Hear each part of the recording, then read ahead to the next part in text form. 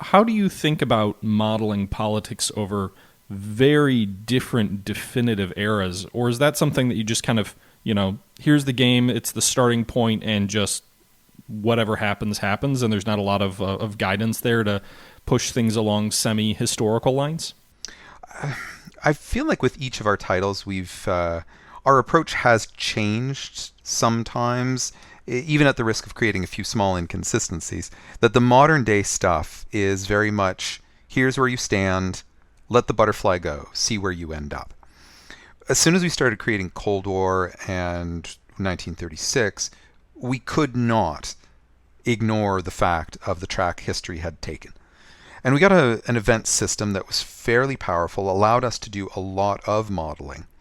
But the changes between eras, that moving from the World War II to the Cold War, moving from the Cold War to the modern, definitely challenging, and it is one of the areas that we have simply accepted we can only deliver so much. When we're deciding what to put in, I can say that we are always aware of the historical realities as best we can interpret them. But we always make sure, we never want to be 100% accurate, because we can't be 100% accurate. So we will aim for sort of an 80% accuracy and look for that other 20% to be interesting, promoting gameplay, not horribly incongruent. I remember hearing about Superpowers 2 as a game that was coming out in the same time as some of our development, and somebody complaining about in a game of that one they had like Belgium declaring war on Australia for no particular reasons. I definitely feel we avoid that type of thing, though perhaps we'll get criticized that sometimes we don't get enough unexpected wars. But maybe that's some of what we'll achieve with Supreme Ruler Next Gen. That the exciting thing for me has definitely been, no matter how much we do with this, there's more we can do, and not just for the sake of making it more complex. There are new systems and new mechanics that we have slowly built towards that we can just keep. It's the joy of having built an engine. It's ours. We can do a lot of stuff with it. It just takes time.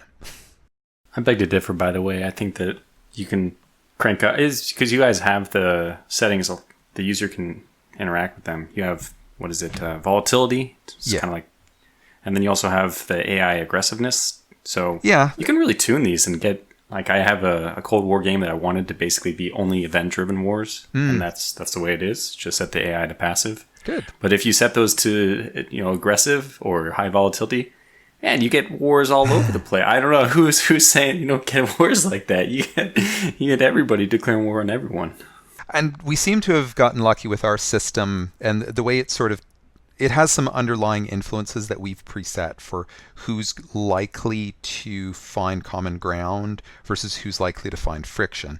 And I guess the work we put in was worth it, that we seem to have created something where you don't usually get nonsense alliances or nonsense wars breaking out too much.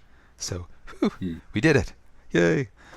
Yeah, and I appreciate that, because that was one of the things that kind of drove me away from Superpower, because I was just like, really? Like, I had something like Mexico declare war against Australia, and I'm like, they didn't even have military forces that could reach each other.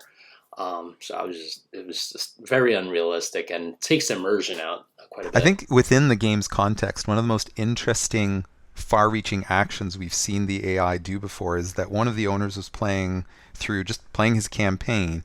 He had China manage to do a naval invasion on Brazil, which not only is that a pretty long naval path to cross, but it means that they got through the Suez to get around to hit Brazil, because it's the wrong side of the continent. So yeah, AI is brutal. I have great sympathy for George and the work that he does building the AI. Building AI is painful. There's a reason why we all gravitate to multiplayer with other human players. It's